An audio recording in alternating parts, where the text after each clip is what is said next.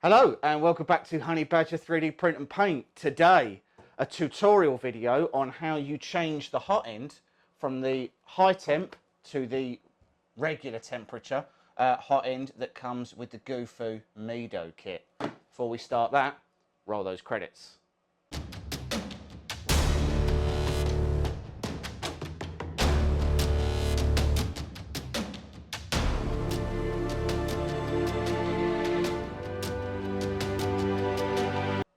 Okay, so today we're going to take a look at changing over the hot ends. So this machine comes with a 270-degree hot end as stock.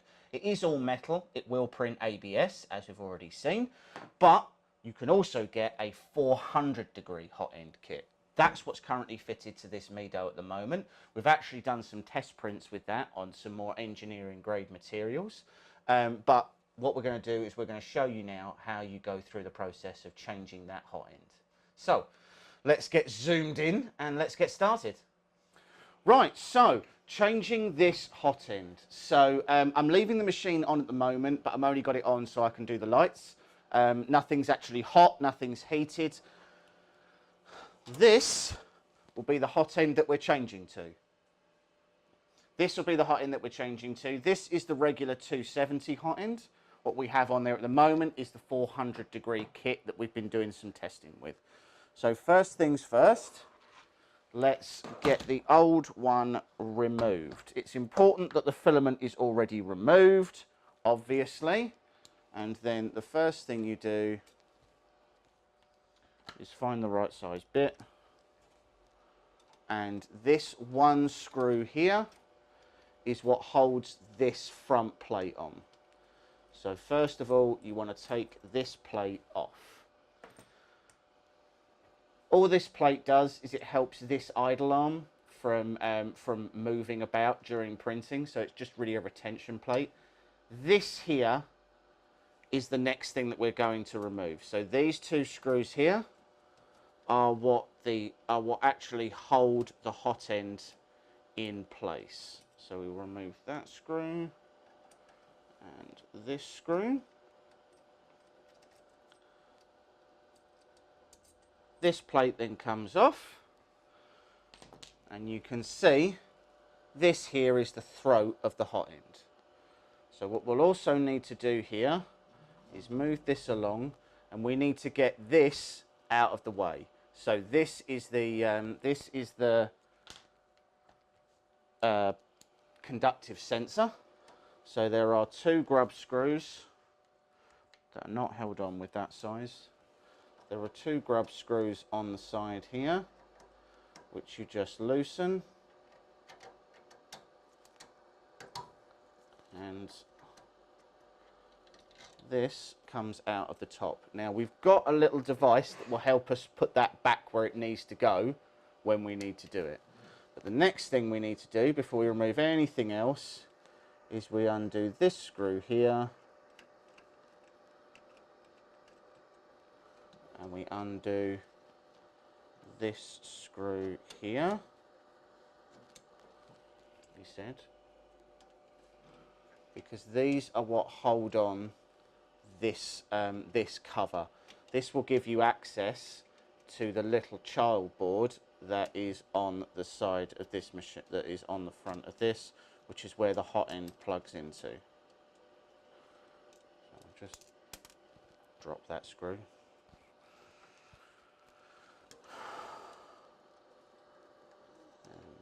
There should be one just back here,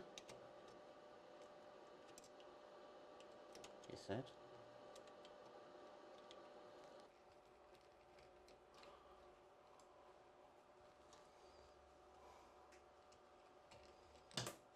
That's literally just dropped everything.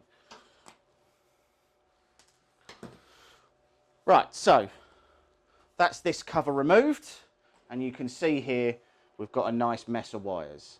So there's two parts of this that we want to remove.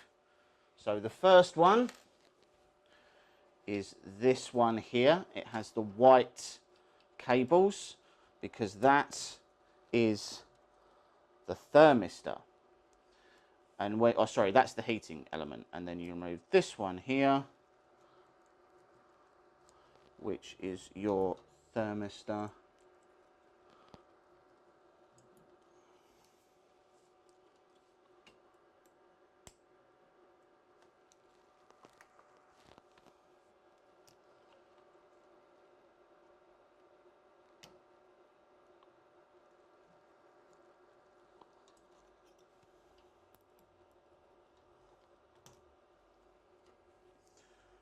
There we go.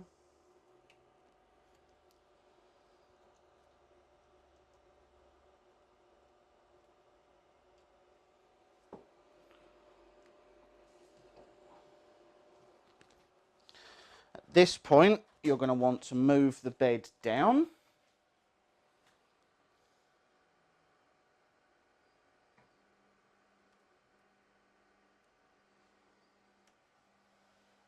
Right, now, to get these cables out, you do have to take this extruder motor off. So the way you do that is you get the right size bit. This arm comes off first.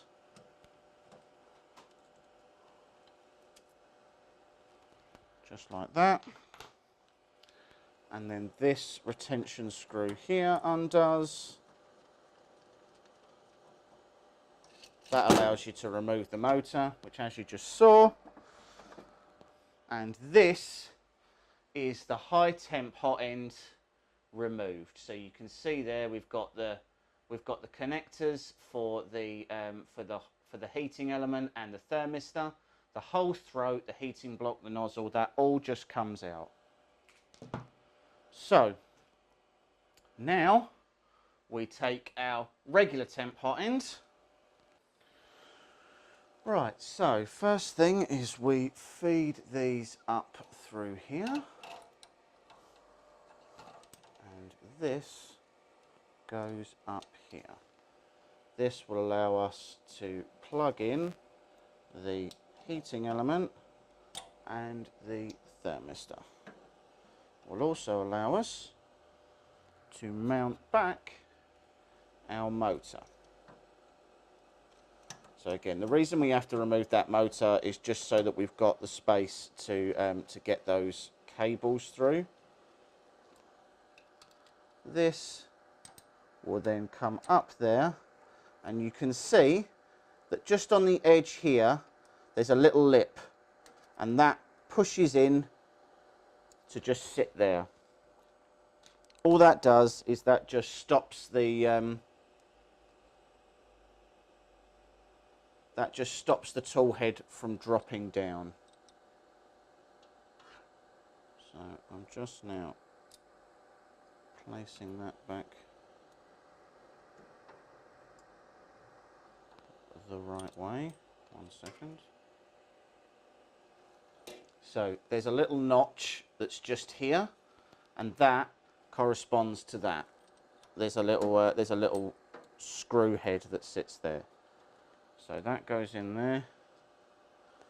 We have the long screw that goes in on the right.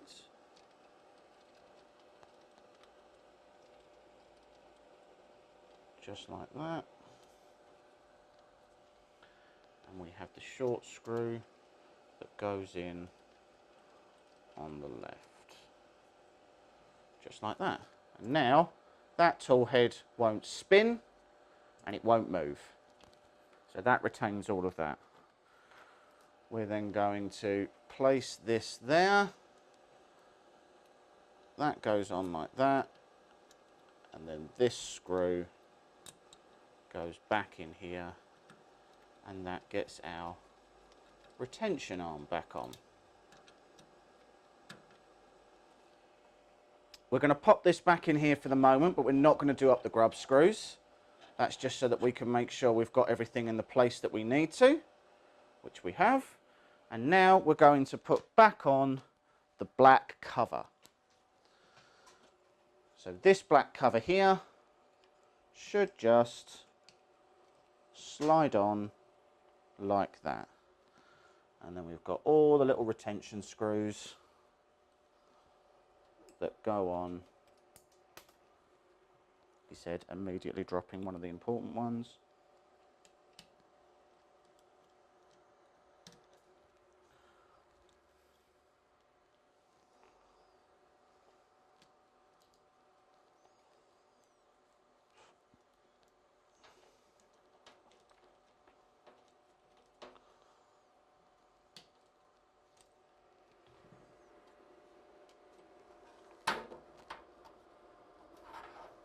Let's get that screw. Okay. Yeah. Perfect. And then this one at the front does up. And then this final one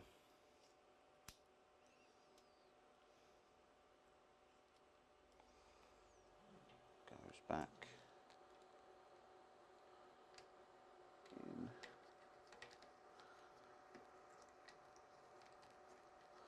There. One more piece to go back on, and that one final piece is this cover. So this cover, retention screw goes in the leftmost corner. The plate sits on.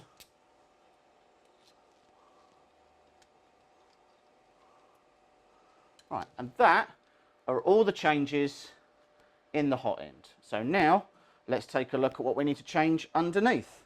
So there are two retention screws, one here and one here. The machine does need to be off and unplugged for this part because we are changing over the thermistor.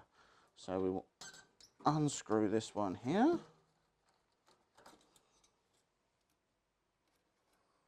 Perfect. Take the little washer and unscrew this one here.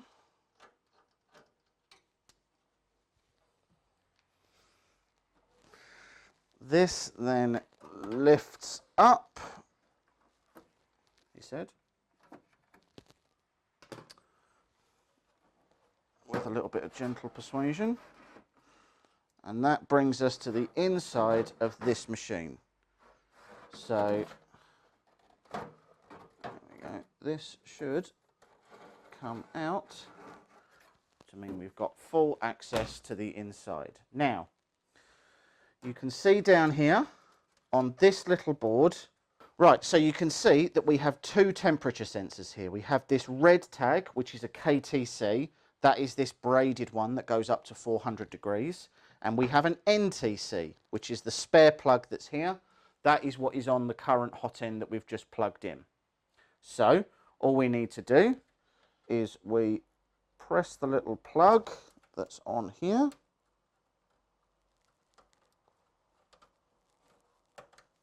And this comes out, and then this one, the one that's tagged with NTC, gets plugged in instead. And that is all the rewiring that you need to do on the inside. This goes back in.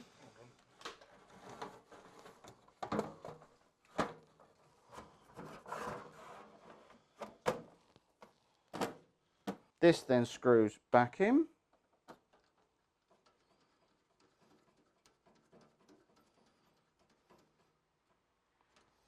And we can turn the machine back on.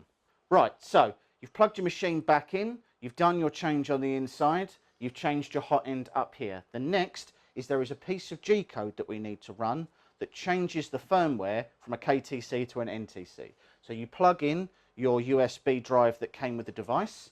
You go to print.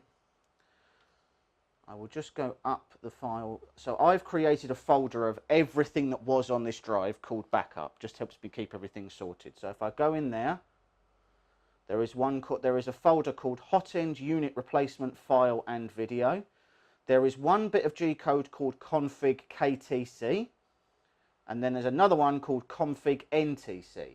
This is the NTC because it's the lower end. You press that. And you press that, printing done, confirm, and if we now go through into our preheating, you will see that both of these temperatures now have full readouts. That is all the electronic side done. The only thing that's left to do now is re-level the bed and re-level that sensor. Right, so now we're going to reposition the induction sensor. So, in the kit, you get this little gem. So this hole here is where the nozzle goes, and this little flat bit here, that's how far away from the nozzle the induction sensor needs to be. So the first thing we're going to do is we're going to place this under the nozzle, And then in 1mm steps, we're going to move the bed up until that is touching, that is covering the nozzle. There we go. There should be very little movement in that. Perfect. The induction sensor goes in and you push it down to where you need it placed. You do up the grab screws.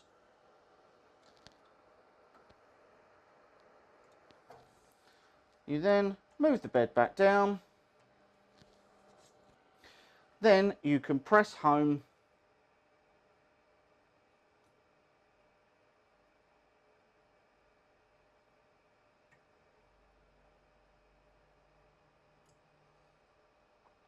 It'll home X, it'll home Y, and then it will home your Z.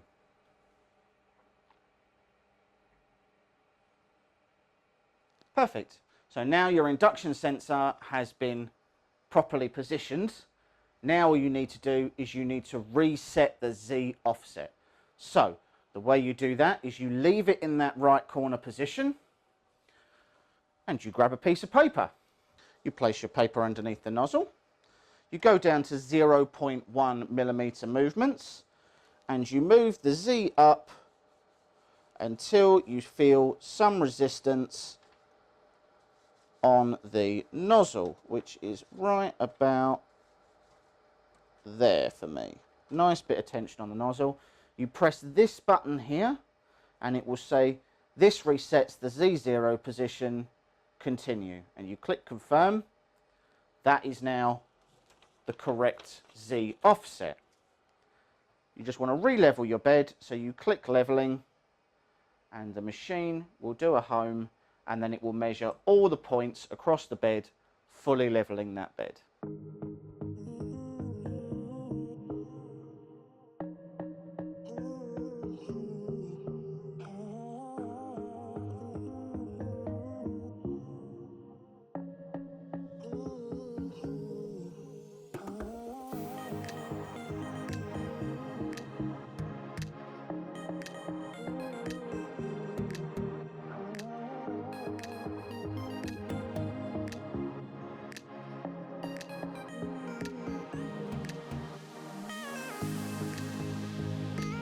And that's everything all done. So the machine is now leveled. We've changed the hot end. We've updated the firmware via that G code on the USB device. Everything's all plugged in. Machine is now good to go. It's probably, as you've seen, about a 20-minute process, if you're not talking somebody else through it, to change that hot end over. The reality is if you have a need for a 400-degree hot end, it's unlikely that you would be constantly changing back between the 2 and the 400. But that being said, it isn't that much of an involved process. You don't need to connect it to a computer. There's no complicated rewiring. There's one plug that you change over inside of the machine, and that's it. I'm genuinely really impressed with that process. It's not that hard. Pretty much anybody can do it. There are really clear instructions that come with the Gofoo device as well. So thanks for joining us. Don't forget to like and subscribe, and we'll see you all very soon. Cheers.